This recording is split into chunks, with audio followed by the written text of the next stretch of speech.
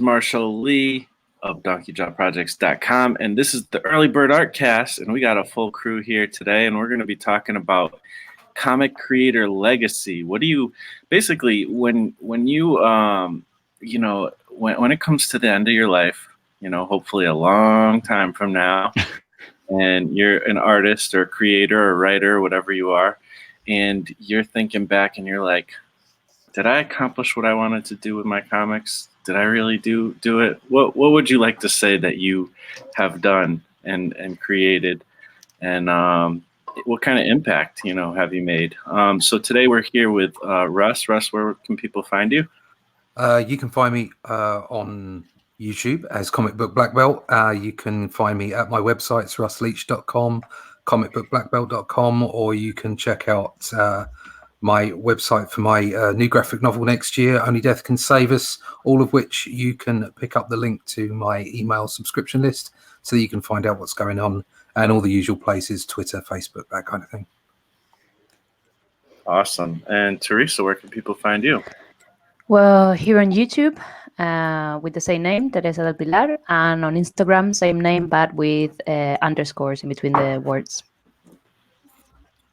Awesome. And Mike, do you want anybody to find you online? No, don't go looking for me. You won't like what you find. Yeah, you could look for me if you want. Mostly on Instagram and Facebook and YouTube at Mike Emirates.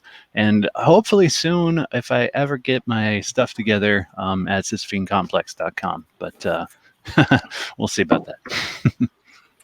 I'm sure you will. And when you look back at the end of your life and you look back, you'll have made that website and moved on to other things. Exactly.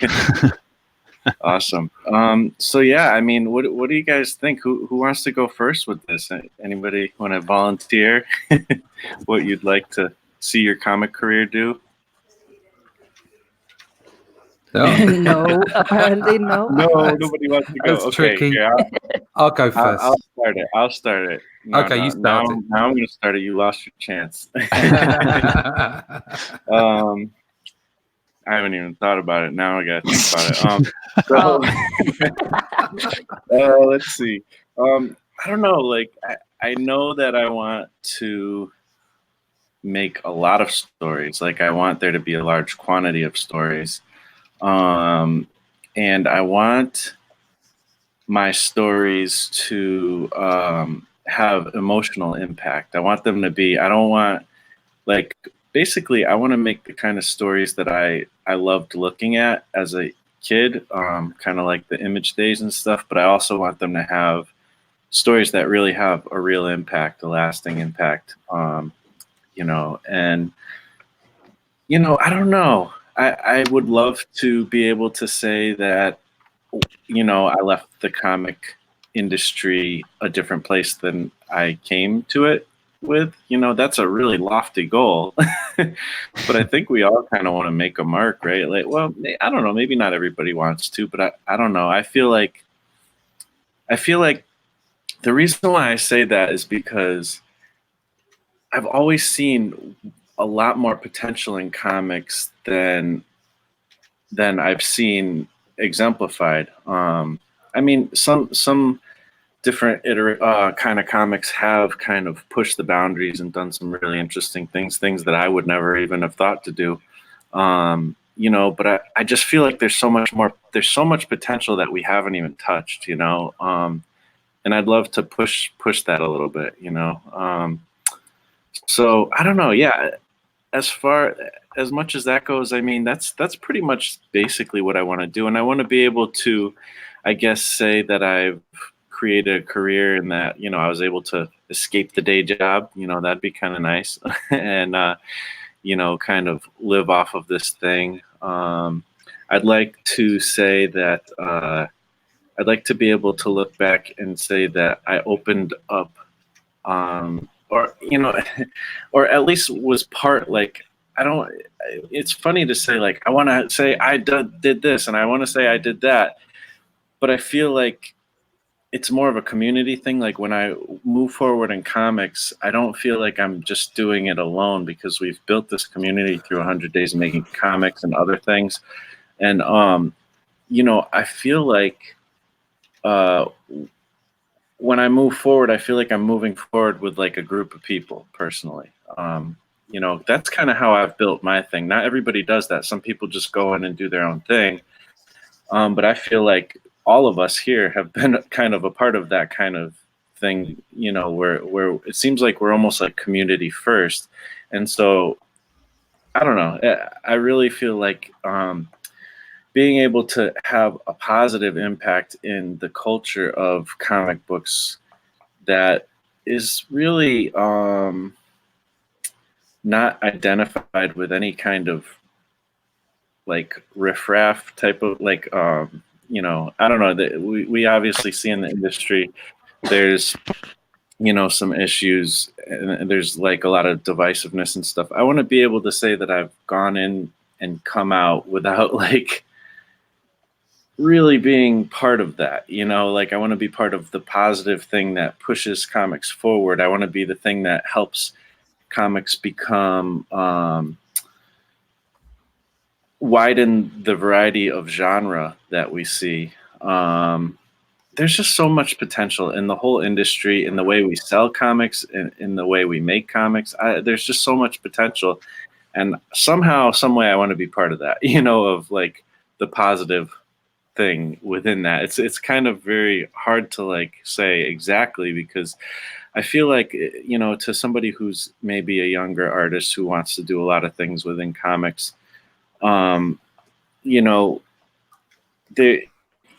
you might have an idea of what you want to do, but I'm 40 years old. I know enough now to realize that, you might set out to want to do something, and when you come to the end of it, you realize, okay, I got to a really cool place, but this was not at all what I imagined. This is a totally different thing. So, but it's still, within the same realm. I want to be creative. I want to be making comics. That comics is kind of the end goal for me, even though I would love to get like a movie deal or whatever, if the stars aligned or whatever. But I'd still want to, like, that's like my thing. Like, okay, I got a movie deal, I got some money, so now I can make more comics. Like, I have the freedom to make more comics, because that's really where my heart's at personally. So yeah, I don't know. That's a lot of things. And like I said, I just feel like you can't just be like, I'm going to do this specific thing, because I think we all kind of end up in a different place than maybe we first intended or envisioned. So, Russ, since you were about to maybe go first, let's hear you. Let's hear what we're going to say. You're going to pick on me now, yeah. Yeah, I don't think I've ever really thought too much about a legacy per se. I'm not interested in. Okay, we're all interested in money. So anything that happens that makes me money that I can then continue drawing more comics is a really good thing. Okay, so let's get that out of the way. So when I say I'm not interested in the film deal, if somebody offered me one, of course I'd take it. I'd be stupid not to, and it would mean that I could continue doing what I love. But that's not why I'm in it. I think there are, and I think this is a criticism that has been leveled from several different corners. There are a lot of people that travel through the comics industry that aren't there for comics. They're there because they want to be a script writer for TV or for film, or they want to do serious writing like novels. Serious writing, yes, like novels.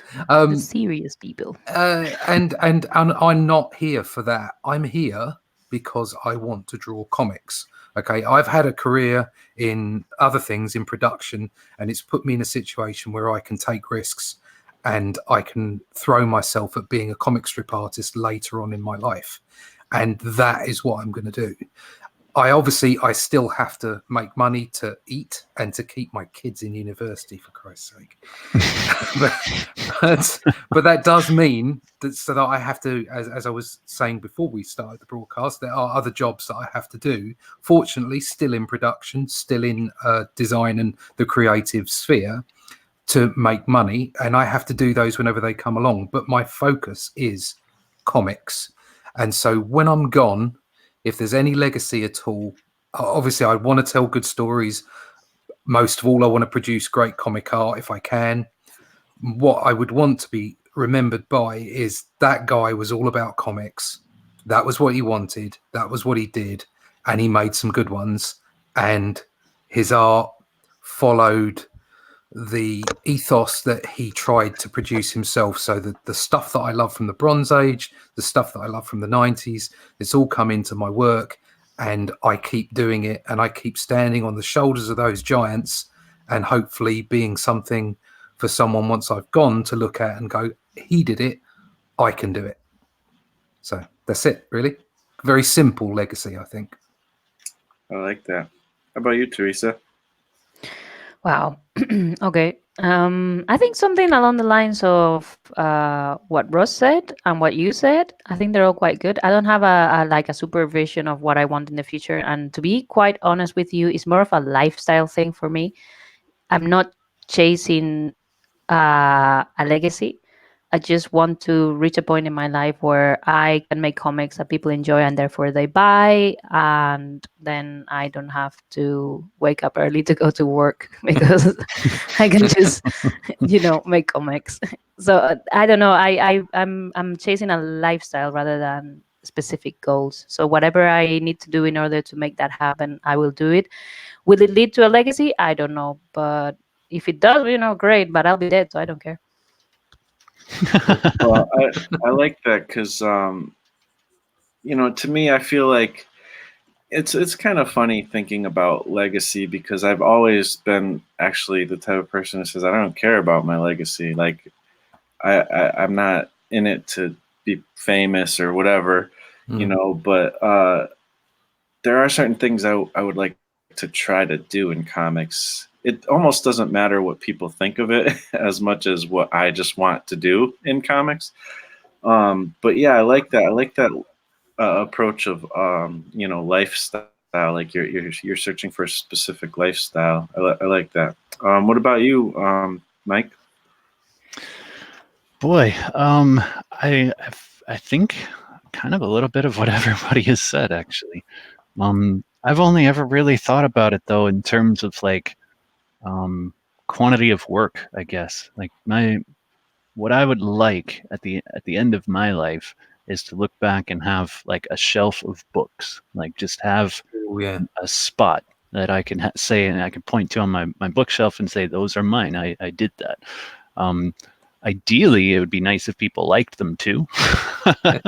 And so because of that, I do have aspirations to get published, to work with publishers at some point, because for me, I enjoy doing the work, but obviously I'm doing it because I want people to experience it, and I'd like to get good enough to pass the gatekeepers in a way, to get into readers' hands, to be the type of, maybe not person, but maybe my work is at least known. Like, oh, that's Sisyphean Complex. Yeah, I've heard of it. I've never read that though. Is it any good? Like that kind of thing. I would really appreciate, just because that's kind of why I'm here. I'm here because of artists like that, because of other creators who have made books like that have had that impact on me. And my journey began with wanting to emulate that, wanting to replicate that feeling for somebody else. So my life's quest is to, facilitate that for somebody else, to do that for somebody else, but in a way that I know that I'm actually communicating. Like I have nothing against doing things on a small scale, and everybody has to start somewhere, and that's where I'm at right now. So I can't really complain about it. But I think, I don't want to say fame, because I wouldn't do well with fame. But just having the work be appreciated on a larger scale, I think would be something that would kind of give all this sacrifice a little bit more meaning, make it a little bit more worthwhile. If I looked back and was like, okay, I made 5 books and they suck and nobody likes them, I'd be very disappointed. Very, very disappointed. I go, you know what? I should have gone to that birthday party. I should have gone for that walk. I should have done this. I should have done that. I would have a lot of regrets if this didn't pan out to actually producing work that people appreciate on a larger scale. So, but I'm willing to work for it. I don't want it to just happen, and I think that's kind of part of the idea at the end that I would like too, is being able to look back and say, even if it didn't work out, you worked your ass off. Like you really, you pushed through all the little boundaries you had set up in your own mind, and you found a way to sit down every day and make it work, and did the best you could. And I would like to pass that on to future children if I have them someday as well. It's like, hey, you know what? Dad's kind of weird, but he sat down and went to work every day. That's funny. I like that. I think it's interesting to that you brought up this whole thing of like what wouldn't I want my legacy to be? Like like what I kind of I think that's important to kind of see the negative side or the opposite side and realize that like even when you're trying to find your focus and figure out what you want to do, you try a lot of things and you figure out what you don't actually like so much. Like I'm realizing while I'm coloring this comic, I really enjoy coloring. I love the idea of color theory. I don't know if I want to dedicate the time it requires to really get amazing at it, though. I kind of feel like I'd love to have somebody else color it for me. I want to be at a functional level, a professional functional level. But, if I can pass that torch along and focus more on the design of the comic, the writing, especially, I think the writing is maybe my favorite part at this point. Cool. And maybe the penciling and inking I really enjoy. If I could focus on some of those things more, and maybe let the lettering, the coloring, maybe even the design of the book or something, like the graphic design aspects, maybe I'll let that go to other people. And I also like collaborating. I'm realizing that I think I like to do comics with other people better than fully 100% by myself, because it's such a big task. Yeah. So yeah, there's that, but still trying to stay with legacy. I think that is interesting. Like, what would you not want your legacy to be? Like, because we can look at examples of people who have left legacies, good or bad, and you can obviously see some people who have left some legacies that you don't like. I'm trying to think, like, obviously the mind automatically goes to Rob Liefeld. Not to pick on him, because I'm not saying he's even a bad example of everything, but like in some ways, actually, let's say look at it for me. I think about him a lot because it's the first initial thing that got me into really wanting to make comics was X-Force #1, and like, so I would love to have the legacy. I feel like I would love to have the legacy that Rob Liefeld intends to have sometimes. Like, I'd love to have all the kind of books that he started. I'd love to have that many books out. But I would like them to have really good stories. I would love to have the energy and dynamicism that I see in some of his work, but I'd also like to have a little bit of a better, better ability to tackle the fundamentals as well. Things like that. There's also, I don't know, there's other legacies that have been kind of negative in the way they maybe treat people, like conventions and stuff. And I'm not going to sit here and name names. Rob Liefeld's kind of the easy target, but there's been plenty of people who've talked about him. But, I don't know. Also the business thing, like, I really like Todd McFarlane's way of looking at the business of creativity and making comics and things like that. I'd love to kind of get a little bit into that realm. I think it's pretty amazing and inspiring just to hear, speaking about Liefeld as well, and just the Image guys, and I can't help but fixate on them because that's where I kind of come from. But like, I mean, to be part of a team that did what they did at that time, I mean, that is amazing. I don't think that's duplicatable in any way. But in some ways, we're kind of in an era where some of that is sort of happening. It won't happen the same way, but, doing stuff through crowdfunding, getting past the gatekeepers, with different social media type of things, or however it is you do it, building an audience, email lists, whatever. You know, there's definitely an opportunity for a lot of change to happen. Marvel and DC aren't really pushing the boundaries when it comes to trying to figure out how to get comics in the hands of you know, kids and stuff, or in the hands of really any demographic, you know, any kind of different genre than superhero, you know, middle-aged dudes, you know, who are into superheroes basically. So there's so much opportunity there for us to really, I think, have an effect, you know, even if it's a small effect, you know, it's still helpful, you know. So I don't know. What do you guys think as far as maybe some examples of what you've seen or what you think could happen in the industry that maybe you'd like to be a part of? You don't have to necessarily be the main flagship person, you know, but you know, I'd like to be a part of some of the changes that are happening, you know. I think who's the guy that did Lady Death? Brian Polito, I think it is. Yeah, and that's been, I mean, that's the original, isn't it? I mean, that guy's been doing Kickstarters for that for several years, and he's got a model going, and it's working. It's making him money, and he's producing great work. Yep. I think he's kind of the equivalent of what was going on with the Image back in the 90s. I think he kind of embodies what could be done with crowdfunding and how to make a business model out of it. I mean, we all know what's going on at the moment with all the guys over at Comicsgate and everybody involved and what have you. And there's some people that are making money and some people that aren't. But I don't believe that. I mean, whatever they might do and whatever their successes or failures, you know, Lady Death, that's a business model that works. And that's the real thing, and you've got to look at that as the pioneering part of it. So I think if any of us could do something similar to that, I would certainly be happy as far as a legacy would be concerned with that kind of impact on the business, because he's done it his own way. He's just gone out there and done it, and he's used the tools before it became a talking point. Totally. You know, he just went out and did it.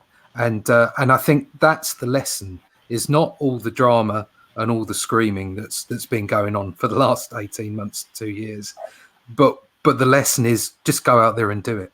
Absolutely. Get out there and do it. And as far as publishers are concerned, if you conduct yourself professionally, work hard and have content out there, they will take you on eventually. It's hard and there are gatekeepers. And I think that's even more of a reason and even more of an environment now for you to go out and just do it. So that's, you know, if your legacy is I went out there and did it, I mean that's you know, that's not a bad legacy to have, is it? So you know, better to have tried than and lost than to never have tried at all. Sure. I think personally, and I think you can't really be ignored if the work that you produce and the stories that you produce are of a particular quality. You know, the classic is the cream will always rise to the top. You can't be ignored. Yeah, it will get there eventually. There is a meritocracy, and it's in the market, and the market will find you. So, Brian Polito is a great example, and it's funny that I had never even thought about it, because he's not screaming about all these other issues like everyone else is. So he's not getting as much of that kind of attention. But he's a perfect example because he is a comics guy doing comics since the 90s. I think even since before that. That's his thing. He's not coming from another industry. Like a lot of people that I got nothing against these other people, but a lot of people point to like Jason Brubaker or Jake Parker or people like that who they're coming from another industry, and it's not like a deceptive thing at all, but they have a sort of following because, oh, well, I came from DreamWorks. And boom, that sends off a different signal in people's heads. Well, this is going to be special because he came from DreamWorks. Yeah. Whereas Brian, he's comics. Through and through. Yeah. And he's never been mainstream. He's never tried to be mainstream either. So it's a little different than, say, like Ethan Van Sciver, who, I mean, the guy practically reinvented Green Lantern as we know it for any modern Green Lantern readers. So, I mean, that's a pretty big deal too. It's, I don't, begrudge him any success at all, but I think it's a little easier to get something like Cyberfrog funded when you're like, well, I mean, I kind of reinvented Green Lantern, but I mean, I got this other thing. But yeah, Brian, I mean, Lady Death through and through, and I love Lady Death, Evil Ernie, all that, and like that is the epitome of like a truly indie book. Somebody who was really young with a crazy idea and kind of figuring it out on the page, and it's inspiring. I've actually been going back and reading some of the earlier stuff again recently, and it's given me some new ideas about kind of maybe how to. Well, maybe that's a different topic. Anyway, but again, his work, it's on your bookshelf, and you're going back and looking at it, and that's what we all want to be. Totally. However we get there, we want people the same way that we have a bookshelf in front of us, and we pick stuff out and go, "Oh wow, that book." I keep going back to that book. You want someone to do that with your book. Yep. And it's not an egotistical thing. Right. It's if they read it and they enjoy it and they love it and they get something out of it and inspires them, the journey continues. It really is like that. Obviously, you want to earn money, of course we do. But sure. but that's a product of the whole thing. But it isn't egotistical. It's like you want people to read it, and if you can connect with them in some way through the book, that's what it's all about. Yeah. That's actually, it's interesting because I had a thought while you were just saying that I should have mentioned before, but to kind of clarify too, I think we all kind of strive to make stuff that appeals to people who are either like us now or maybe who were like us when we were into what we were getting into as kids too. And so something that I've kind of maybe overlooked over the years is that a big part of my mission kind of first starting out as a kid was I wanted to make weird stuff. I wanted to make the weird, quirky, off the wall kind of shit that I was seeing in stuff like Evil Ernie and Lady Death and whatever, all of that stuff that, it was cool and people were reading it, but I wouldn't necessarily say it was popular. Like it was not easy to find Evil Ernie or Lady Death or any of that stuff. Even to this day, the mainstream is still the most popular stuff. You go to the costume aisle at Walmart, you're going to find Spider-Man, Iron Man, Thor, Captain America. Good luck finding anything else. Oh, maybe some Hulk and stuff. But, so I think for me, I never wanted to be on that path where like, okay, I want to make more Spider-Man. I want to make more Batman. I want to make more whatever. I'm happy it exists. I love it. I hope it continues to exist. I wanted to be one of those creators that continues to make weird shit that's not quite like the mainstream. And so for that reason, I think kind of what you were saying is important. And that's why I'm looking at people like Brian Pulido and stuff for example, because I could look back and go, that's not maybe as polished as some of the Marvel and DC stuff, but it made it. It still came out, the art is crazier, grittier. It's not quite in line with the mainstream, but that's okay.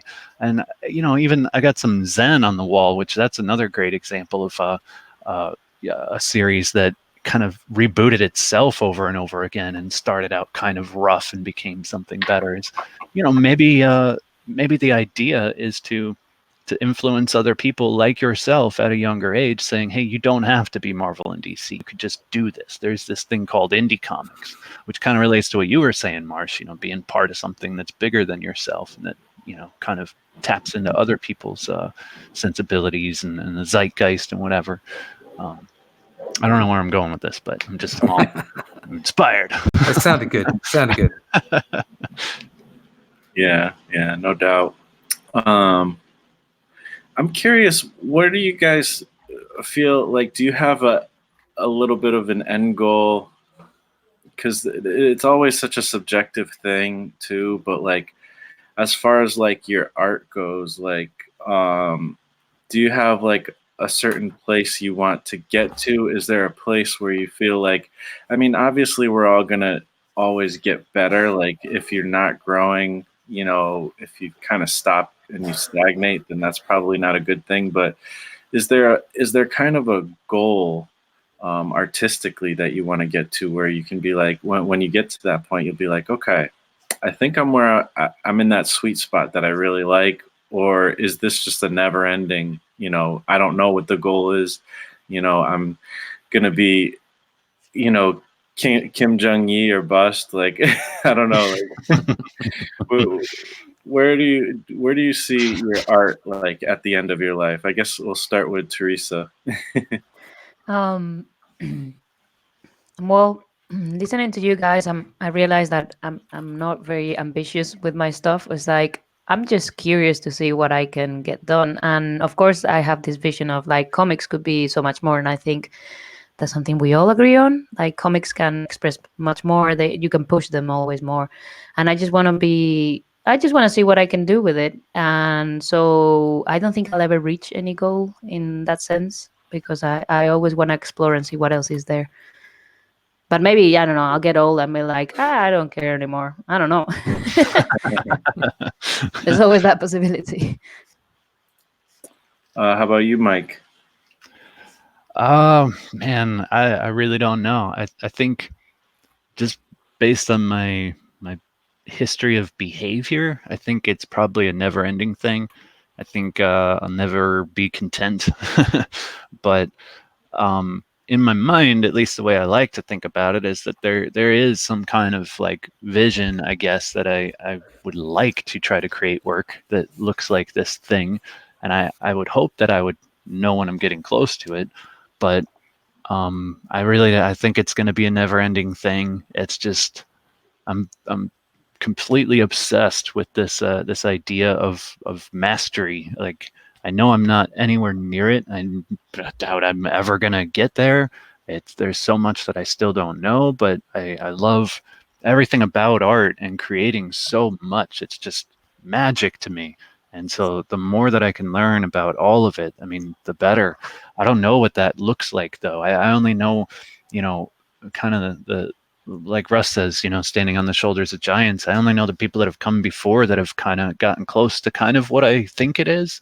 But the older I get, I'm starting to even look at some of the people that I look up to and start to see some things that maybe they didn't have quite right. And so I'm looking at new people and trying to find new artists that I haven't known about before that fill in those gaps, like so and so isn't as good at this as I thought that they were. Who is, that kind of thing. And that's actually a big part of my kind of personal thing that I have going on right now is because I like to overcomplicate everything. I'm putting together like a spreadsheet and sort of in my own way, sort of grading my influences. It's ridiculous, but I'm doing it in a way to kind of hone in on influences that might be better choices for me moving forward. To kind of learn from. Proco has this show, and I can't remember the other guy. Marshall Vandross is the guy's name. So it's Proco, Stan Prokopenko, and Marshall Vandross. They have this show, and they were talking about this idea of art parents, and they really stressed the importance of narrowing your focus when you're trying to learn from people, and so recommended like 2 or 3 people, and I've got folders of hundreds of different artists, and I admire them all for all kinds of different reasons. So I guess my point is this is an obsession to me and I don't know where it's going. I guess that's ultimately what I'm getting at. That's interesting. Is there any place that you would like your art not to go? Yeah, definitely. And I don't begrudge anybody who does this kind of style at all, but I'm especially for my Sisyphean complex, I'm treading a line, and I'm doing it very intentionally, but I'm trying to learn to do more like sexy kind of stuff for a specific reason that has to do with the book. And so a line that I don't want to cross is into like porn art. Like I have no problem with people that do it, but I don't want to do that. Like I really, really don't want to do that. I don't want to tell my personal reasons about what I think of it because I don't want to insult anybody. But yeah, that would be something that I wouldn't want to do. I want to do pinup kind of stuff, but not in a way that grosses people out. And right now, I think I'm hitting that sweet spot because the kind of people that are responding to it and giving me compliments are perfect audience to make that judgment call and to inform me as to whether or not I'm crossing that line. So far so good, but got to test that boundary some. Yeah. That's kind of where gatekeepers and having some higher authority to answer to sort of helps, and I don't have that right now, and so I'm kind of relying on people close to me to help me tread that line. You look at artists like John Kay, who did Ren and Stimpy, and you see what he did while he was at Nickelodeon compared to when he left Nickelodeon, and it's like, okay, well, I enjoyed his stuff at Nickelodeon. when you let him loose, I mean, I don't know. The man's got some issues, I think. Yeah, no doubt. Russ, do you have an ultimate place where you'd like your art to be? Is it good enough now, or where are you at with that? It's never good enough, is it? It's never good enough. Ever. You're always growing. You're always looking back on your old artwork and going, "Oh my God, no." But that's natural, and we're all our own worst critics. I really love the whole aspect of the whole idea of art parents. I saw you talking about that actually, and went and checked it out, and it is a really interesting concept. And because I have karate parents, for instance, Suzuki is my great grandfather, and Peter Spanton is my grandfather, and that's the kind of the way it works. These are people that are known in karate, but in art, I would have to say I've got no choice but to say it, that John Buscema must be some kind of art parent for me, and Joe Sinnott. I don't know that they were necessarily a beautiful couple while they were out, but and then of course you chuck in Tom Palmer and a few other people from that period, and I think you're right about focusing on a particular way of producing your work, because it's so easy to it's like you're like chasing the shiny things. Oh, look, that's lovely, I really like that style, I'll look at that. I look at Murphy's style and think, oh my God, that's gorgeous, but I could never do anything near that. It isn't in me to do it, even though I absolutely love it. And you have to recognize, I think, the styles and the influences that you simply love and absorb, and those that you can think about not necessarily emulating, but that inspire your actual style and the way that you produce your artwork. So I think I've nailed that down to where I want it to end up, and I'm getting there, but it's never a finished product. And I think I've set myself a path. I would love to take the time to learn how to paint digitally, so that I could do more sort of more like the stuff they do for movies, when they do concept boards and that kind of. I'd love to do that kind of thing. I'd love to investigate it. I don't have the time, but I do draw the way I do for comics, and I can, so that I can give myself the time, because I've already built up my style and the way that I approach, and I can focus in on that and do that as best as I can to get the final result. I like you, Mike. I love lots of different art, lots of different styles, and I don't get enough time to investigate them fully. Yeah. So you're right, just like focusing in on what you really, really love, the few bits that you can really focus on, those things. And so I think that's probably where I'm going. But it's like you say, it's never a finished item, never. Yeah. Yeah, no doubt. I'm trying to think, like, as far as art, I know that for me, I feel like I could get to a point where I feel like this is, like, I almost worry that I'll get to a point where I feel like this is good enough. I don't think I'd ever stop playing around and experimenting. I think mine would be more on the exploratory side and less on the wanting to master it side. And, I don't know, because I like different styles too much, maybe sometimes. It's tough because I kind of come, from the 90s era where people had a distinct style a lot of times. And I like that a lot too. So that's a little bit tough for me. But I feel like a quick style is very important to me. Like, I want to get to a point where I can make comics as quickly and as efficiently as possible, while still maintaining a quality that I like. And, you know, I also like a very energetic style, a very design oriented style. Those things are really important to me. I like to play with things like scale and contrast and things like that. Those are really important to me, as opposed to just illustrating what's happening, just straight storytelling. I want the storytelling to be good, but I want it to be visually appealing as well. It doesn't have to be correct, though.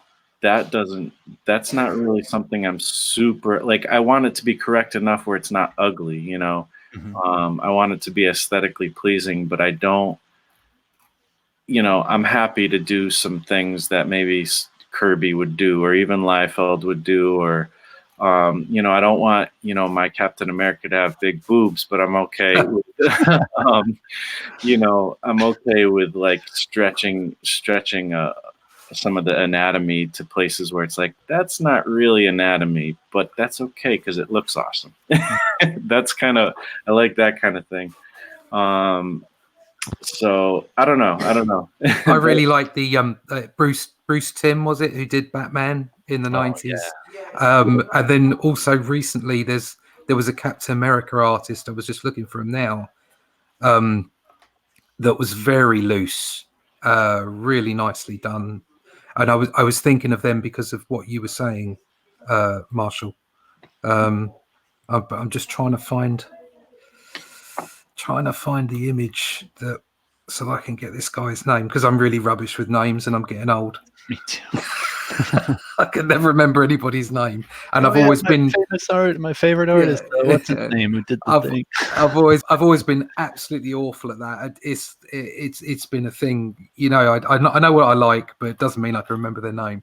Yeah. Also, at the moment, there's a guy called Elliot Fernandez. You know him? He's got a Jerkmonger channel. He's doing a book, I think, with Doug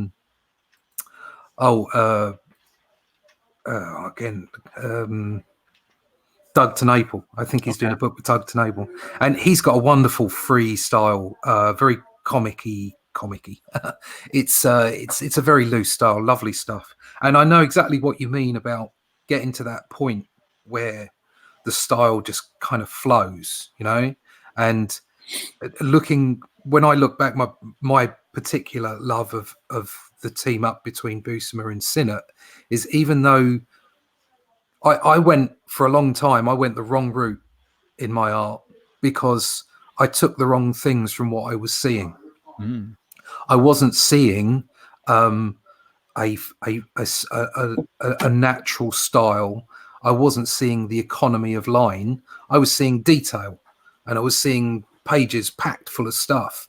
Whereas if you actually, now I can go back to it with a mature eye and look at the stuff that, for instance, Buscema was doing, and see there are as fewer lines as he needed to make the page work. You don't need to overdo it. Saying that, though, I love people like Brian Bolland. and actually I picked up the Cyberfrog book as well, because I really do love Ether Van Sciver's work, and some of that in there looks a bit like Bolland early on, and so I love those styles, those detailed styles, but I realized that that's not what I should be aiming for. What I should be aiming for is form and energy and generating flow of story, and I think that's where things changed for me, and my art started to go in the right direction. Just having the right handle on what it's about, and not reaching for something that is completely wrong. So Yeah, I would agree with that. I think, like, regardless of legacy at the time when you're dead, which is a very grim thing to think about, I think about what I'm trying to achieve on the long run, and I can see perfectly what you're trying to say here. And for me, I'm also going in the simplicity direction, as Marsh and you are saying, because I think that there are a lot of artists that concentrate a lot on the detail, but there are two things here. Number one, I don't have such a good eyesight, so I never pick up on the detail anywhere. And when I look around in life, I don't see detail. Like, I see a person's essence or the feel of a place. And as long as I can capture that and my images can read super quick, then I would love that. And at the same time, I think in comics, when you do descriptions, um, so for like if I'm reading a book, the descriptions would be equivalent to the images, right? The images are describing how something looks. And when I think back at my favorite authors, I remember one in particular whose descriptions I love. And I remember one description in particular that was like, this person entered the house. He had a hat, and so he looked like a hog with a hat. And it's like, it's a man, and he had like curly mustache, and he described it like a hog with a hat, and you can totally see that face because he was like a man that was pink in the face with a curly mustache. And I don't need more description than that. I get the feeling of that man.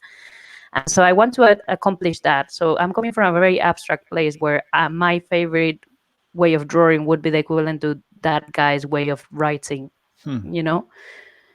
So that's my main influence for drawing is a novelist, the way he describes. That's cool. I really dig that, actually. Because that's really what it all boils down to with comics. It's about storytelling. It's not about all the details and stuff. And some of the most effective comics is just really great composition, you know? Being able to lead the reader to the next panel and clearly see what's going on. I kind of think of it, it's a bit like video games. For a while there, video games were, as they go from one technology to the next, sometimes they get bogged down in putting too much detail into an environment or into the textures or whatever they use. And actually a higher frame rate is always more immersive than a more detailed, realistic looking world. So the smoother you can make your experience, the more immersive it becomes, and ergo the more fun. And I think it's like that with comic books. The smoother your experience, as in the general aspect of how easy is it to follow the story, how much energy is generated from the art, and sometimes really detailed art really does kind of stop the story dead. If nothing else, sometimes you're just taken in by how damn good the art is, and suddenly you stop reading the story. Or that's a good way of looking at it. The worst way of looking at it is if it's so sort of detailed that and it's not done sympathetically to a comic strip form, then it takes you out of the experience. And it's that smoothness of 60 frames a second in a video game is the equivalent of smooth storytelling in a comic. You're being taken along and enjoying it as you go, and the art shouldn't pull you out of the experience. It should drag you further in. Yeah. And it's funny too, because you could get detail and still have it be readable. It's I think again it comes down to composition with light, shadow. Look at Bernie Wrightson's Frankenstein. Like, talk about detail, but that's very readable. A perfect example. Perfect. Bernie Wrightson was a damn genius. I just love his work so much. And like I mentioned before, Brian Bolland again. You look at it as a child, as a young man. I looked at it and it was like, oh my God, look at the detail. This is fabulous. You go back and you realize, it's detailed, but it's still an economy of line. He still didn't put too much in. He just put what was needed in order to get the look that he was after, and the story flow. He was part of the best Judge Dredd story ever, Judge Death. I mean, that few episodes in 2000 AD was the best Judge Dredd story ever. Certainly, as far as I'm concerned, the best drawn story. It's just fabulous stuff.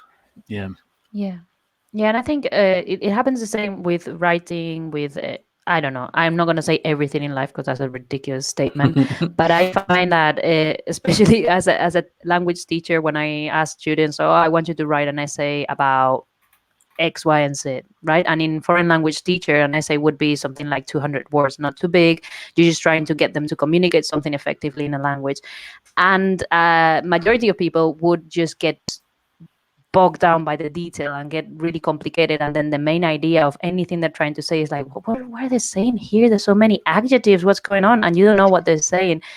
And I think the thing about simple styles is that they're deceptively difficult, because you have to have a very clear idea of what you want to communicate before you put those lines down. And the more I draw, the more I realize, like, it's not about the lines you put down, it's about the idea in your head and how solid the idea is. Yeah. Totally. And that's what I want to achieve. I want to achieve like something so simple and so effective that people will go like they just look at it and they get it. They don't have to read too much into the image or into the text or into the story. It just goes, because I think that's what I like about fiction in general, is the fact that you read a story and nobody has to explain to you the theme of this story is family. When you finish reading it, intuitively you know what you've learned from it. You don't need anyone to explain it. Right. No. And that's what I'm not achieving at the minute, because I'm not good enough, but that's what I would like to get to. For sure.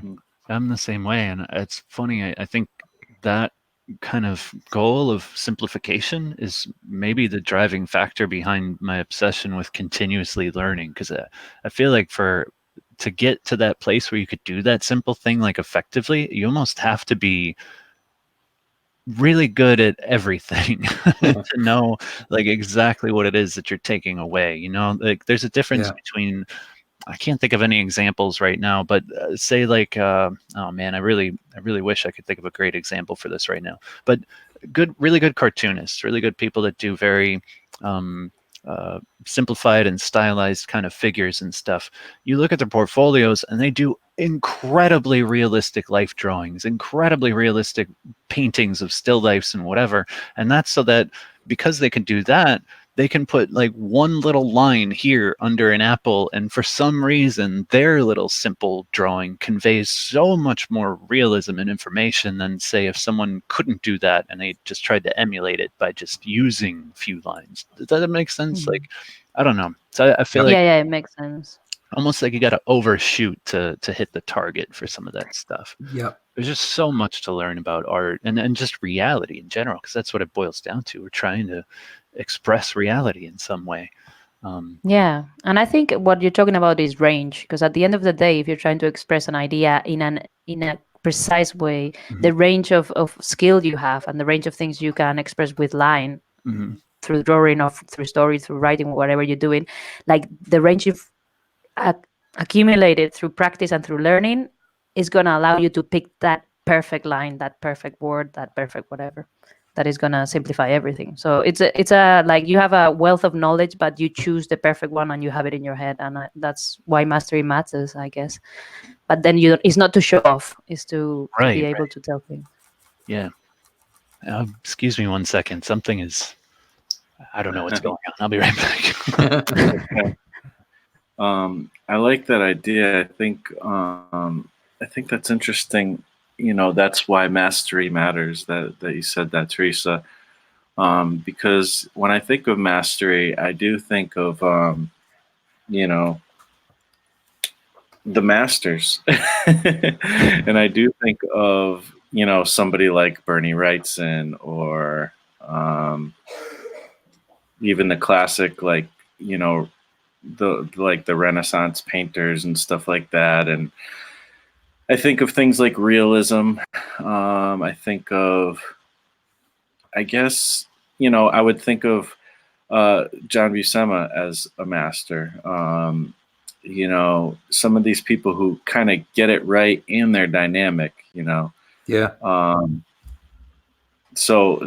I like how you kind of framed it with, you know, mastery, you know, isn't necessarily something to exemplify your mastery as much as it helps you have that range, like you were saying, Teresa. I really like that. That's interesting.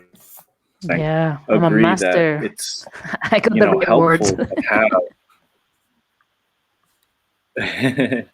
I think it is helpful to have, you know, a lot of those detailed studies. The more you dive into the details, the more you can simplify things, and it's like you're getting a sense of the whole thing, the thing as a whole, and then, you know, applying it in almost an intuitive way once you get to the more simplified way. Because you're right, Mike, with that whole thing, like the apple, like you put like one certain line down, and you could just put down a line and that represents that there's like a shadow there or the contour of something without going to it's amazing. It's so amazing when you see what some of these like really simplified style cartoonists do. It boggles your mind, especially when you try to replicate it, because I remember as a kid, I would try to like draw, a Peanuts drawing or a Garfield drawing or whatever cartoon it was, and somehow I could get it to look like the thing I saw, but when you really look at it, there's a world's difference between the two things. Little Um, subtle things. yeah, and I couldn't make it up. I wouldn't be able to go and replicate it on my own. I'd only have to copy it, and then it would still be a rough version of what I just created or saw created. So I wanted to bring up this point that I think Scott of I'd Rather Be Drawing. I don't know exactly who's behind that name today, but I think it's probably Scott. He brought up this point, which I thought was interesting. I think in a nutshell, the biggest legacy I'm looking for is that people read my stories after I'm dead. If they don't know who I am, I think that's okay with me, so long as some of my art survives. Right. And it reminds me of another thing that I think about a lot, which it's kind of similar to what he just said. I think that's definitely a good point. Our creations outlasting us is a pretty cool thing. And what more can you ask for, but also I like the idea of our creations actually having a legacy, even more than us. I personally, I'm uncomfortable with attention. I'm not the type of person who seeks a lot of attention, even though I do YouTube channel with my face in front of it all the time. But there's a reason for that. But it's not because I need attention. I'm very uncomfortable with attention usually. But I would love it if, Glyph, my character Glyph, or like any of my characters, Mike and I are going to be working on this Calamity Jane thing eventually. Big Wrath, I've been working on that with Peter Palmiotti. Like some of those characters in there are really cool, and like I would love it if people knew those, and those were like household names, but they would struggle to figure out who was the creator of it. That would be perfect. Like, great. Like, I love Harry Potter, and everybody knows J.K. Rowling, but there have been times where I've struggled to remember what her name is, and that's okay. But I know who Harry Potter is, and I'm cool. Like, I don't know. I would love to have my creations be the thing that people really remember. What do you guys think about that aspect of it? Yeah, for sure.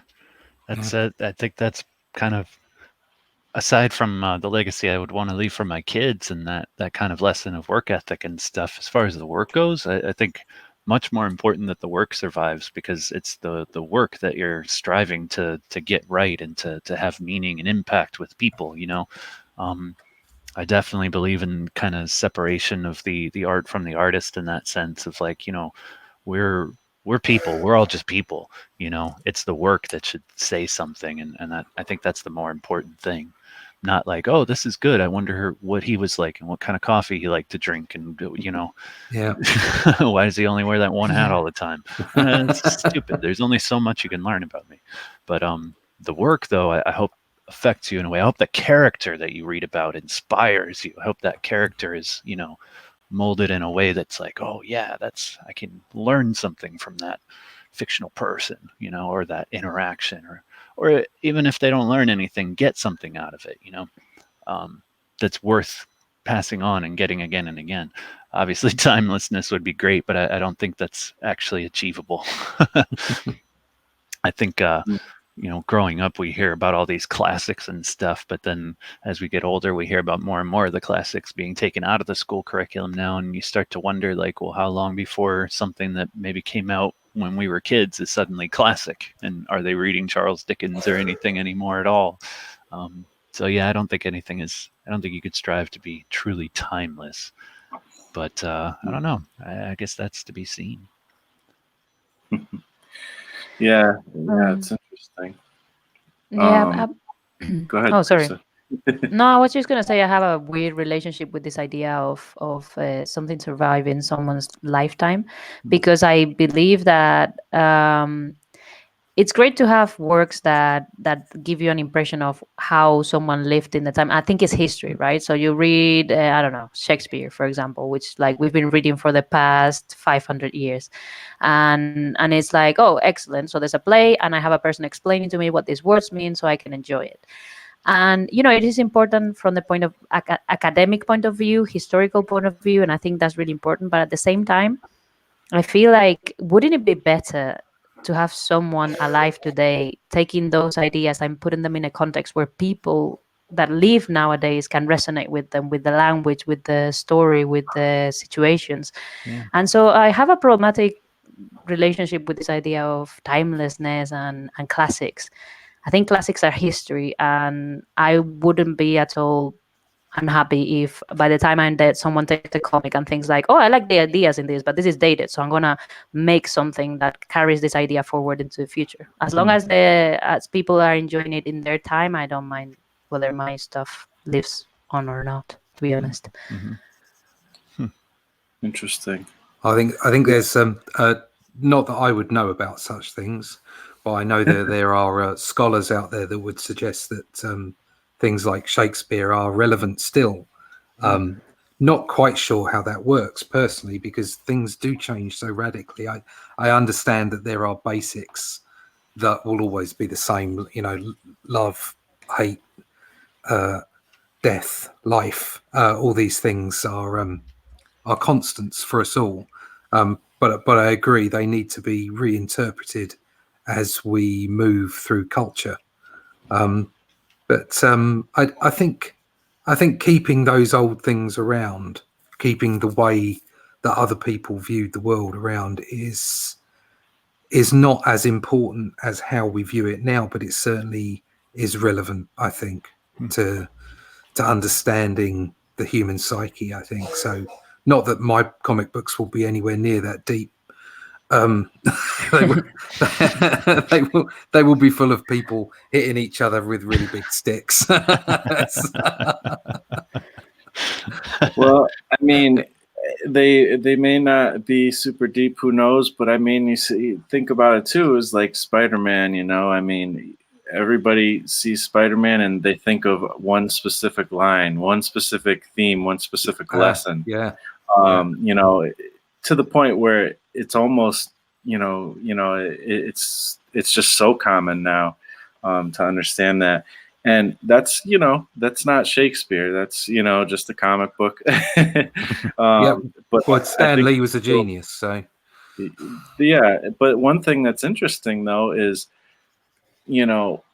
nowadays most people, even people who are not big comic people, know who Stan Lee is. It's been pushed kind of in front of our face to a certain degree, where he is kind of a household name to a lot of people. But that's the height of fame in comics. And who else in comics does anybody know?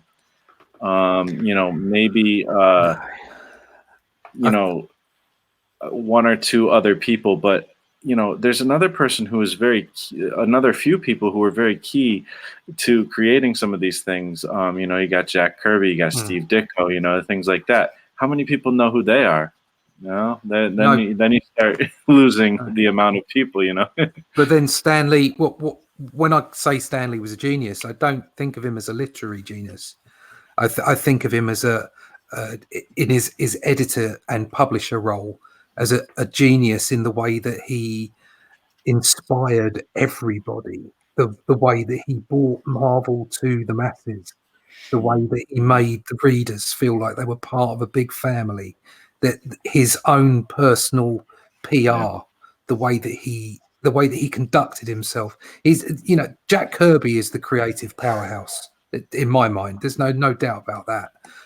But Stan made it consumable to the masses, and that was why both of them should stand together equally. I know there's lots of rows about who did this and who did what, but they both, you know, Jack Kirby created so many fantastic things and made so many amazing images, and Stan Lee made sure that they got to us, and that we continued to love him and love the medium with him involved, and his legacy and Jack's legacy. Again, like you're saying, people don't necessarily know. Not a lot of people, a lot of normies, don't know who Jack Kirby is. We might love him, but a lot of normies don't. Whereas loads of normies know who Stan Lee is because of the medium of film that the MCU ended up in. You know, even before that, when normies were, you know, when there were comic books all over the place before they took them out and put them in comic shops, and they were actually on newsstands. Ordinary people, even, you know, normal people who didn't know what their kids were reading, kind of knew who Stan Lee was. But even then, it wasn't as prolific as it became when he got into the movies. So there was definitely a pathway to that. But there will always be groups. If you get your stuff published and it's out there, there will always be someone who's picking that book up. There'll always be someone who reads it, and you never know. You might just get to someone. You might just inspire someone, or you know, do something for them with that book. So the legacy doesn't have to be huge like Stan Lee's. Right. It can be pointed. It can be focused. But what's important is, as we were saying early on, just doing it, getting it out there, because no one will know who you are, or no one will know. It doesn't matter who you are as much as what you've done. And if you can touch someone with a story, or inspire someone with a work of art or whatever, that's the most important thing, because you're kind of jumping time with it. You're being able to touch someone over a period of time. You're being able to communicate with people who might pick up your book when you're dead. And it doesn't matter if they remember your name or not. You communicated with them, and that's what's important, really. It's just that people like Stan Lee and Jack Kirby and Steve Ditko managed to communicate with literally millions, possibly Stan Lee's case, billions of people. Yeah, it's not the number of people; it's what you say and how you make that work, how you make that resonate in another person's mind, I suppose.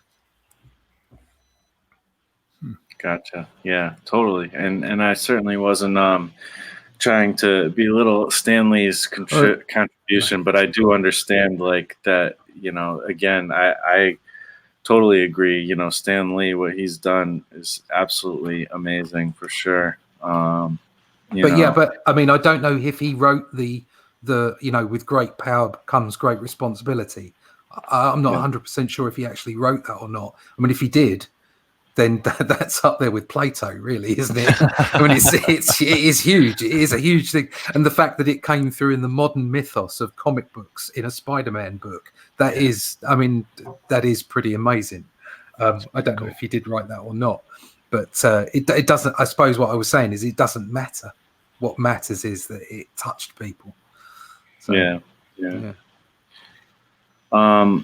Another thought from the ambiguous "I'd rather be dying" of who exactly it is, do you think having or not having kids has anything to do with us needing to leave our stories behind?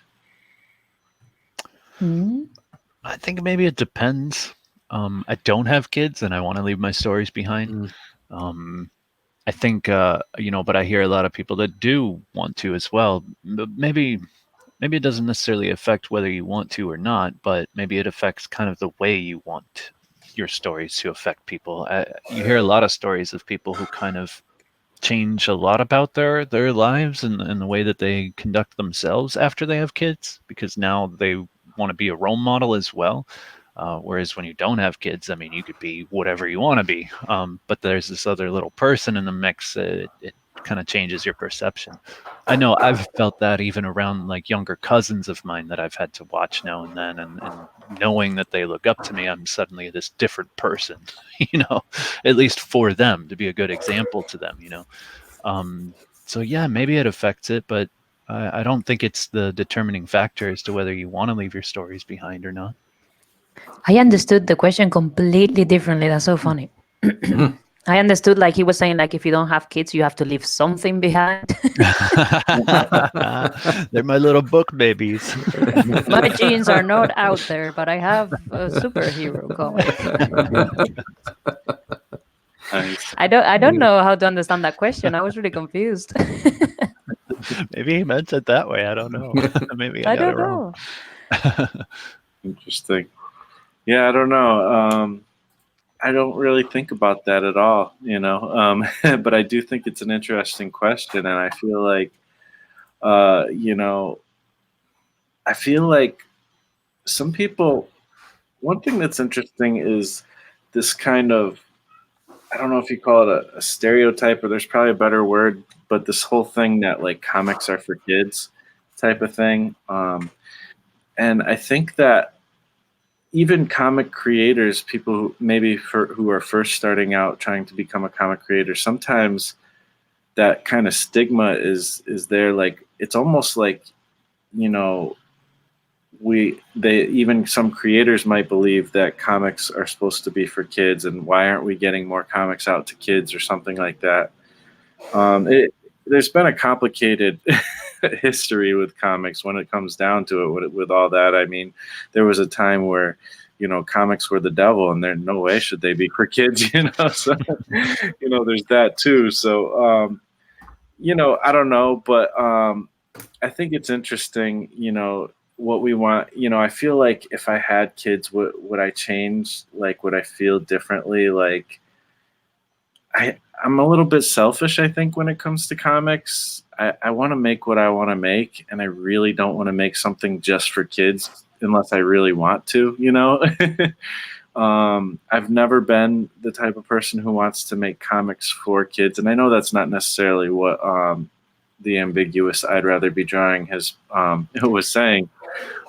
Yeah. But you know, I feel like becoming a father or becoming a mother probably does change you,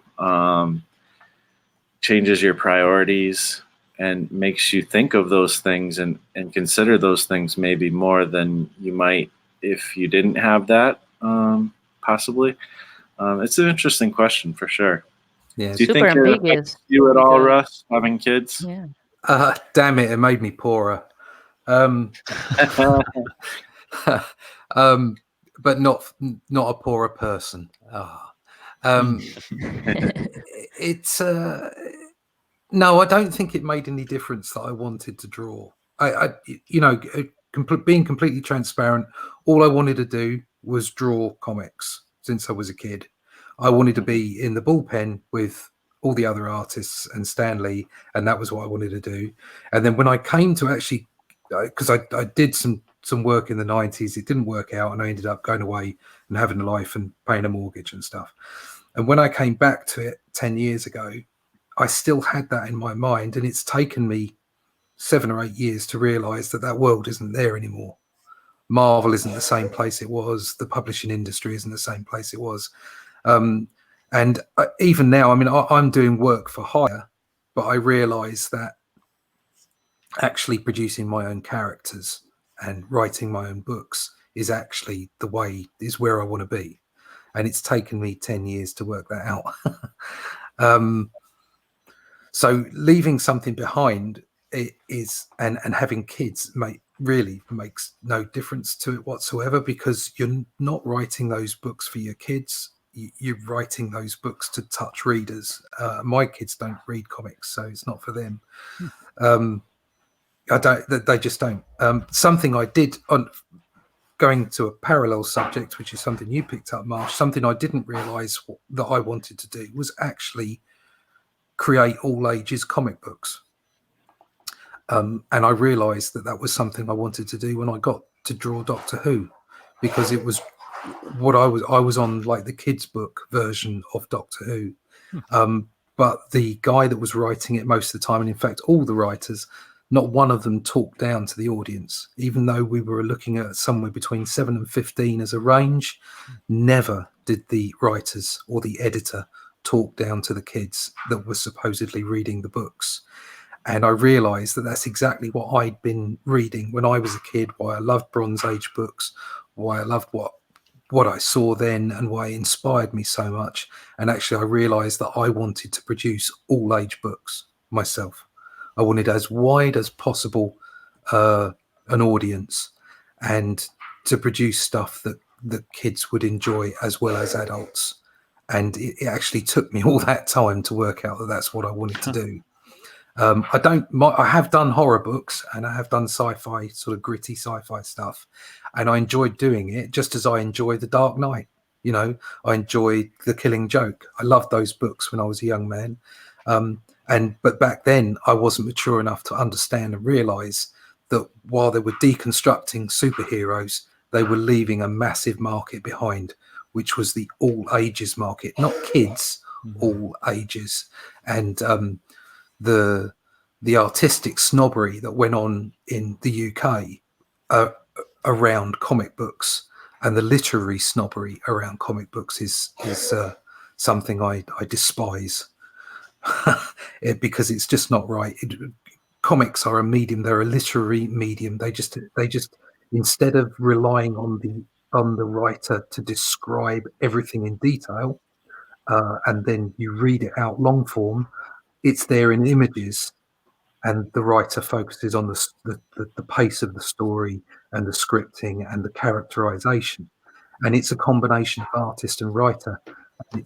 It's just as important a medium as any literary medium, or as film, or as photography. It is in itself its own medium and should be respected as such. So what you're saying here is that you don't like Alan Moore. I love Alan Moore. I love Alan Moore's writing, and I love The Watchmen. And I realise now that what he did was deconstruct it. He didn't mean for that to be a template for every comic that came after it. Right. Yeah. He meant it to be he meant it to be a deconstruction, and he meant it to be something that we could all look at with a mature eye and appreciate why the superhero genre in particular is a bit wobbly. But he never meant to take away the fun. I don't think he ever meant to destroy the medium. And of course, what happened is, you know, the bean counters got involved. Oh my God, look at that, how much that sells. And everything was driven towards a much darker way of doing things. And all the kids' books were gone, and all the all ages books were starting to fall away. And of course, everything went to a comic shop rather than a newsstand. So your demographic was different, and it just naturally went that way. I love Alan Moore's work, actually. Particularly, it was Swamp Thing he was on, wasn't it, for a while? Yeah, that stuff. I mean, that some of that stuff is superb. It's just out of this world. Brilliant stuff. So I am a big fan, actually. I'm just not necessarily a big fan of some of the things he says. Yeah, I was just trying to pick out, who is he talking about? Is he talking about Alan Moore, Neil Gaiman? Who is he talking about? Yeah, I mean, I love all of the comics, all the way that the heroes were deconstructed in the late 90s. I don't have a problem with it. I love it. It's the fact that the publishers just ignored the rest of the market and went that way. And like I say, as an immature reader, I did exactly the same thing and loved all that stuff. But I've come full circle now and realised that the all ages stuff is really where I'm at personally, and what I want to produce and want to have people read. Yeah, that's cool. Yeah, I'm with you on that one. I love all ages stuff. That's important too, because otherwise there won't be any adult readers at some point. Exactly. Yeah. And to be honest, you don't need to be like, this is the difference between what Russ is saying is really interesting, because he's talking about all ages, and there is this idea that if it's for kids, it can be for adults, and that is not true. And I think, for me at least, I love children's fiction, especially like middle grade type stuff. My favorite book is probably still Neverending Story. And I read it when I was 10, and it's still fantastic. I read it again this summer. Oh, I love it. I love that book. I think it's a wonderful book. And you know, I can like Truman Capote or whatever, but it doesn't, there is this idea that if it's for kids, it's dumb, and that is ridiculous. Doesn't So have to be. No, not at all. I remember That's a good growing up point. too. We reached a point where the comics that were made for kids or all ages were always perceived as being of a lower quality. They didn't put their best artists on. They didn't put their best writers on. They didn't. You got like these free comics from Toys R Us or whatever, and it was garbage. It was crap. You didn't want to read that. And so kids started reading more violent and adult stuff like Spawn and a lot of the stuff that was coming out from Image that wasn't necessarily made for them. Like kind of was, but I don't know. Todd always refers to the kids, but I mean, some of his stuff is pretty mature, I think. But yeah, you have that aspect too. That's that and my age is why I constantly harp on about Bronze Age comics, because they had romance, not sex, action, not violence. You know, they just entertained. They were about entertainment. They were a swashbuckling adventure, which is, you know, the hero story, and that's what hooked me in, and that's hopefully what I'm going to be producing. So yeah, I think we need that, especially now. There's less filters now, and I don't know if that's necessarily a good thing. I'm not all for censorship, but I think you can tap into certain nuances of emotion and expression when you are kind of holding back, you know, or at least kind of like I was saying about my comic earlier, like having a line that you don't want to cross. And so then you have to think, well, how can I convey this without, you know, getting explicit? And sometimes you end up doing something more effectively or connecting on a more emotional level, you know, instead of a visceral level, which maybe isn't necessarily the way to go. Yeah. Yeah. You have to think about how you tell the story. Yeah. Yeah.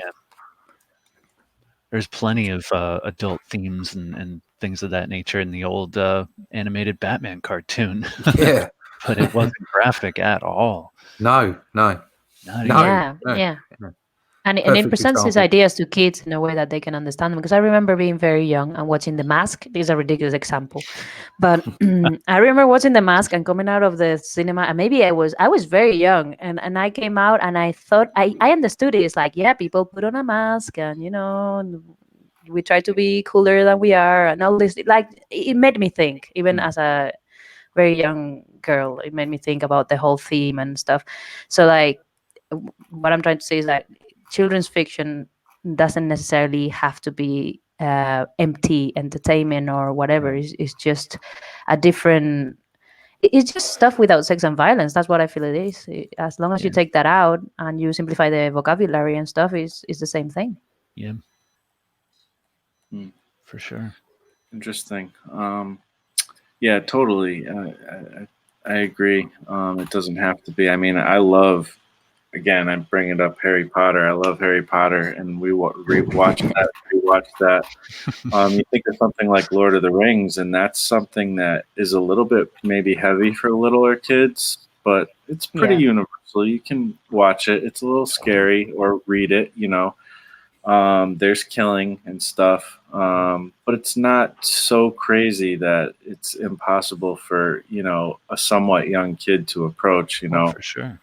That was on our like 5th grade extra reading list. Like, it wasn't assigned, but it was one of those like, hey, if you want to read this over the summer, check this out. I found it really scary. I tried to read it when I was little, but I was super scary. So I was like, no. Yeah. I just found it confusing. There was just too many names and people, and like I had to, once I watched the movie and then went back and reread it, I was like, okay, now I see what's going on. We've got Peter Sametti in the room. Oh, hey. What's up, Peter? How you doing, man? Fitz Factor says, legacy is not only the things you are remembered for, but the you that people remember. It is the lasting memory of you. And then he continues, what you cared about, what you stood for, who you loved, what you believed in. The only way to achieve this is to be truthful and honest as we live and allow others to come close to understanding. I think that's really interesting, you know, to touch upon that point. Like, we're talking a lot about what we do in comics, what our properties might show, what we might do in the industry, but also, you kind of your personal integrity. But it doesn't even necessarily have to be integrity. There are people who are known for, being all kinds of different things. Yeah. So it's kind of your own actual being. Do you think about that as far as when you're making your comics? I mean, how important, maybe is that? I guess No. it's more important if you have. It's more important if you have like a kind of a public persona, I guess, because there's a lot of people who don't, in comics. So what do you guys think about that? That's a tough one. Yeah. Mhm. I have no integrity. I will draw anything if you pay me. I knew we were going to say that. Just give me money, I will draw. Yeah. I think it comes through naturally in your presentation of your work, in your stories, in your art. It's like Mike was saying, he has a line he won't cross, and that's part of his character, it's part of his integrity. It's like, I'll go so far, no further. As far as having a public persona, that sounds very professional, doesn't it? Mhm. I try to be as honest as I can be, because if you're not honest, then you'll get caught fibbing Oh yeah. at some point. Oh yeah. So I is what I is, and that's it. That's me, and I try and put as much of that out so that hopefully people will like what I is and like the kind of stuff that I produce. And if not, at least they'll know I've been honest about it. Yeah, that's a good point. I think there's like two sides to that. You have like your professional legacy, I guess, and your personal legacy. I think for me, I've never really been concerned with my personal legacy, other than the people that are closest to me. I want, if I did die tomorrow, I'd want, my wife and my family to be like, oh yeah, he was a good guy. I think that would be the most important to me in terms of that kind of legacy. But as far as going beyond that, I don't really care. I'm kind of a jerk to people sometimes online that I don't agree with. And I definitely speak my mind about stuff, and I'm not too concerned about how that comes off a lot of the times. But I know my work speaks for itself. I know who I am as a person. I'm not like a bully or anything like that. I don't like getting involved in that kind of stuff. But I'm not too concerned about what other people think of me in that sense. Especially after I'm gone, then I really don't care. It won't affect me anymore.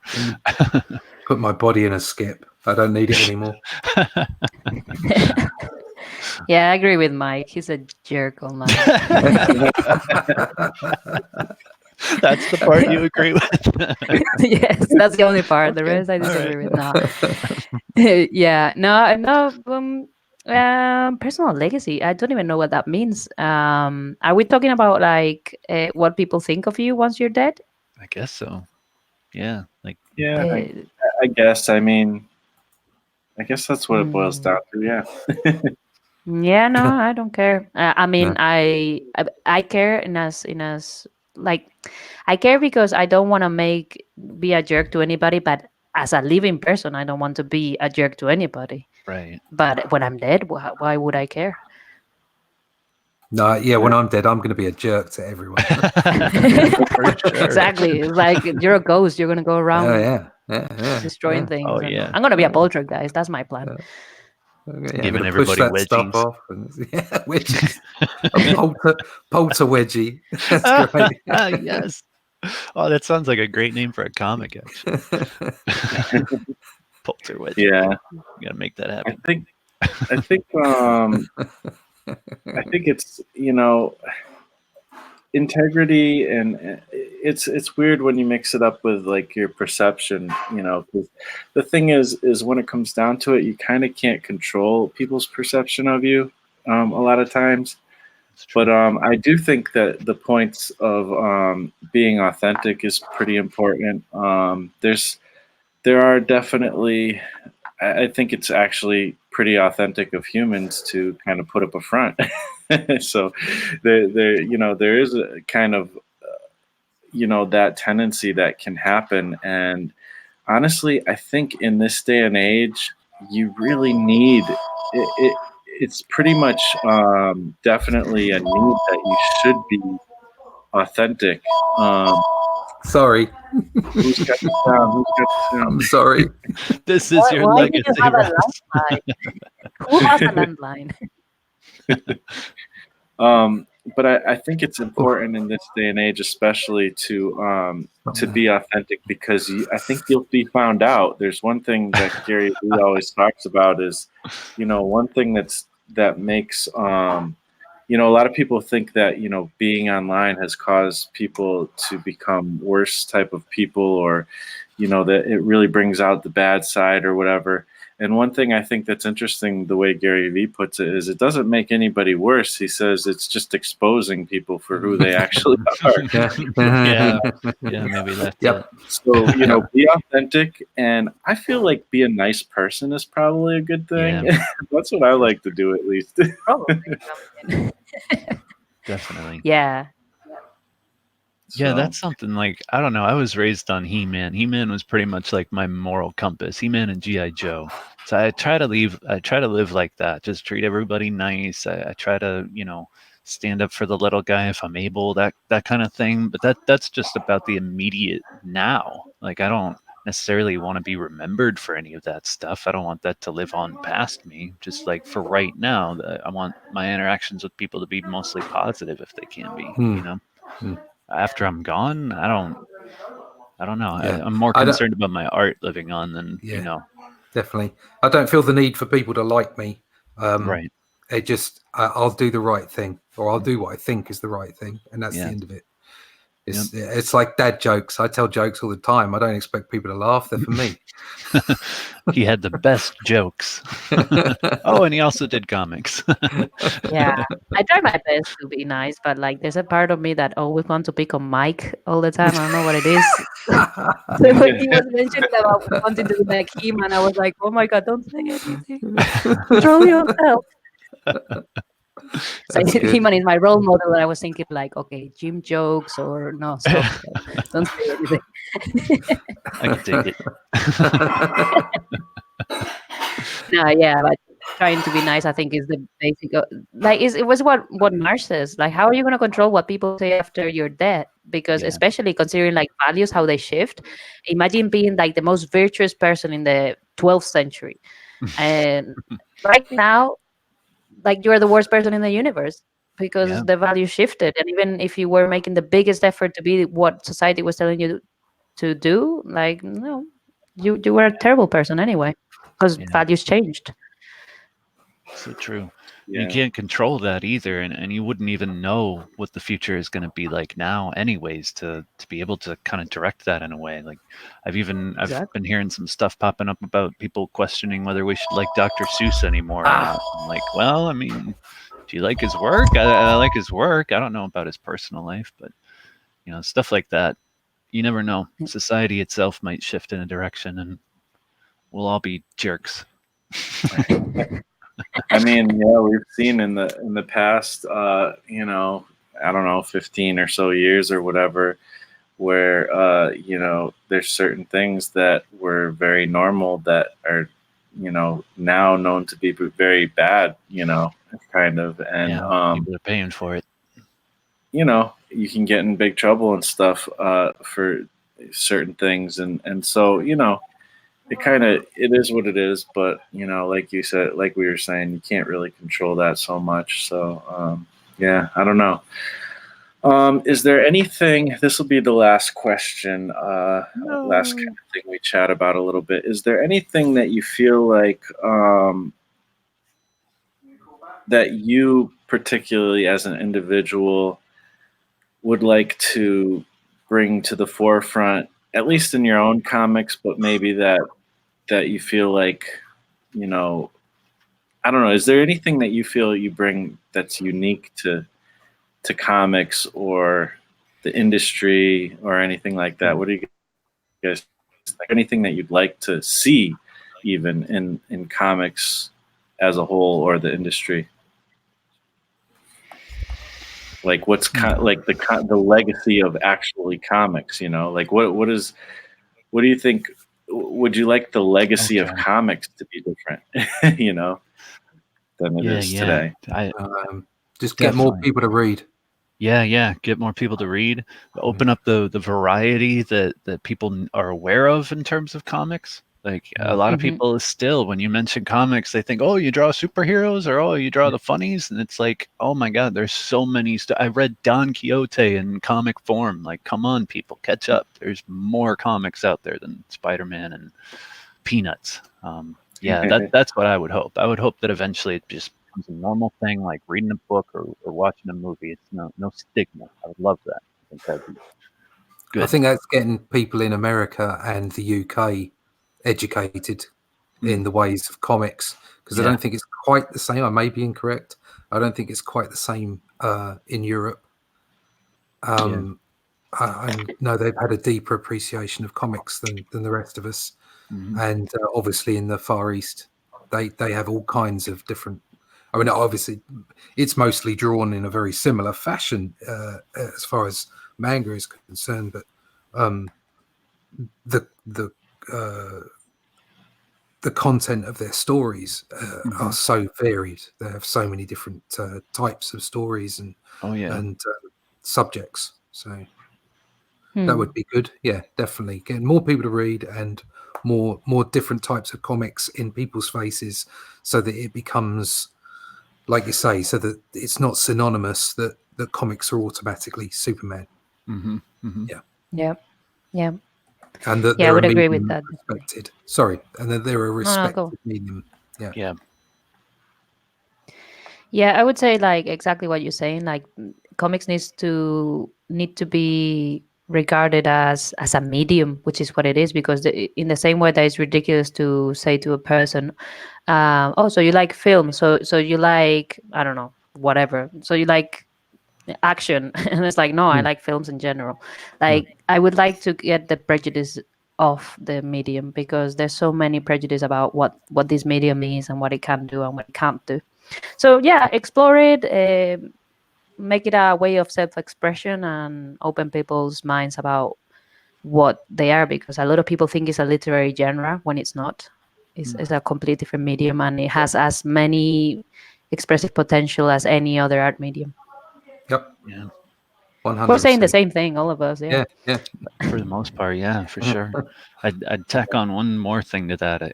Just the culture surrounding comics, I would like to see chill out a little bit more. I'd like to start seeing less of the tribalness that kind of exists in the fandom these days, and more of like, hey, we like comics. I think that'd be good.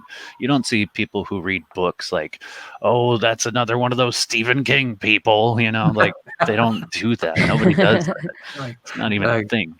No. Oh, there goes another Moby Dick guy. God, I can't stand those people. I wonder what you'd call them. Moby Dickhead. So, but yeah, that's exactly it. I'd like to see an end to all the fighting at the moment. And that comes from both ends, both extremes. Calling names and being rude and rotten to people doesn't help. But at the same time, don't stick your head in the sand about what's really going on in comics. Sure. And listen to criticism and listen to what fans have to say, as well as your peers, and do something about it. Yeah. So it's such a small, fragile industry. We can't be fighting. It'll break. It'll break. It will. Yeah. I think like I would hate it to be like, I don't know, poetry, for example. There's people saying like, this is poetry, this is not poetry, but nobody says that about film, for example. Nobody argues that a film that they don't like is not a film. So, actually, Scorsese was just kind of saying something along those lines recently about the Marvel comic book movies. He said they're not cinema. But I don't think that's the general perception, and I don't think anyone is trying to appropriate comics. I would like to see that nobody tries to appropriate comics as this is what comics are, and this is comics, and if this is not what you're making, it's another thing. It's not comics. It's like, come on, it's a medium. If there's a juxtaposition of images and text to tell a story or convey a message, then it's comics. The end.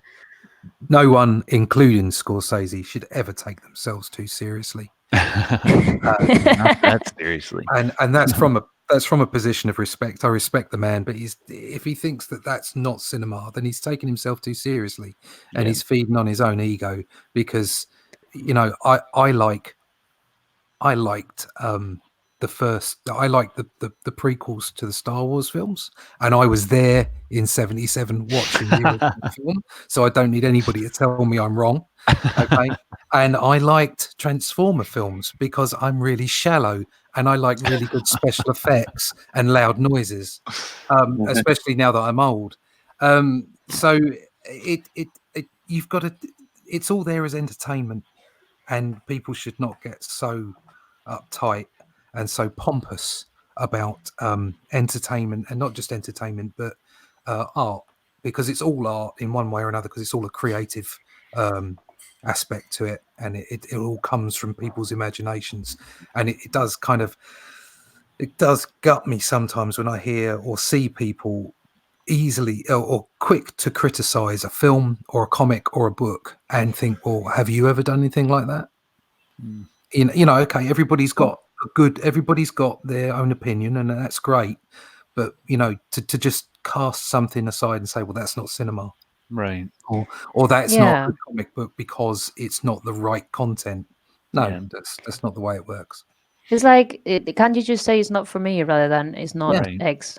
Right. Exactly. Yeah. Or Exactly. encourage people to stop making a certain genre or stop doing whatever. Yeah. Just don't read it. It's not for you. Yeah. If you don't like it, don't read Yeah. it. Yeah, that's right. Yeah. Definitely. But there you go. Awesome. Yeah, I mean, I'd pretty much agree with you guys with all that. I would like to see comics not only do all those things you were saying, but I would love to see it become more prominent. Like I just would like to see, I don't know, like yeah, I don't know. It really is so much like what you guys were saying. I just want to see more comics. Like manga in Japan, everybody reads it. Yeah. Young people, old people, everyone. Yeah. I mean, that's a big. I think probably one of our ways we're kind of starting to dip into that a little bit is we're starting to see different audiences for comics. Females have definitely come more into the mix. Kind of starting a little bit with cosplay, and then going into web comics, and manga is very prevalent even in the States. In fact, it outsells even American comics generally. So, not that manga is only for girls, it certainly isn't. But you're starting to see, I think, more females come in and want to be a part of comics, whether they're reading them or making them. And I do, there is all this discussion about diversity and stuff, and not to go crazy down that rabbit hole, but I think, even though I may or may not be I'm not really on any side of it, but I do think that the fact that we've brought that into the discussion, like, it was good that we got this discussion going. I wish it didn't turn sour like it has, but I still think it's a good discussion to have. And I think having that diversity is actually a pretty cool thing. Just make sure you make good stories. Make sure your main focus is to make good stories. There you I go. don't care how diverse it is, and I'm glad that comics are becoming more inclusive as long as they continue to also be good stories. So yeah, I don't know. I think that's a positive thing, and I'm really glad to see different kinds of people reading comics, and hopefully maybe we can change some of the age groups too, and all the different demographics there could possibly be should get a chance to enjoy such an awesome medium, because it is just that, it's an awesome medium, in my opinion, at least. So yeah, other than that, I think that's it, guys. We've really gone around this topic a lot here today. Hanging out with me today doing this video, Teresa, Russ, and Mike. And everybody in the chat, thank you for contributing and being a part of this, and hope you guys enjoyed that, and everybody on the replay as well. Before we leave, Russ, where can people find you? Yeah, you can find me on YouTube, Comic Book Black Belt, and my website's russleach.com, comicbookblackbelt.com, and my new book out next year, onlydeathcansaveus.com. All of them have links to my email list, so sign up for that, and I'll keep you informed. I won't fill up your inbox, don't worry. And also, you can find me on Facebook, Twitter, that kind of thing. Awesome. How about you, Teresa? You can find me here on YouTube with the name that I have down there somewhere, and same name on Instagram, but with underscores. Awesome. And Mike? You can't find me. You won't find me. I don't want you to find me. But if you go looking hard enough, yeah, you can find me at Mike Emirates at Instagram, YouTube, and my website, eventually 16complex.com, which I don't have much going on that I'm sharing right now. But if you follow those places, eventually something will pop up. Yeah, cool. I'm hiding. I'm a hermit right now. Gestating. Nice. And you guys know where to find me, donkeyjawprojects.com, and you can get some free comics if you sign up for the newsletter over there. And other than that, thank you for watching once again, and we will talk to you next time. Goodbye. Bye-bye. Yeah.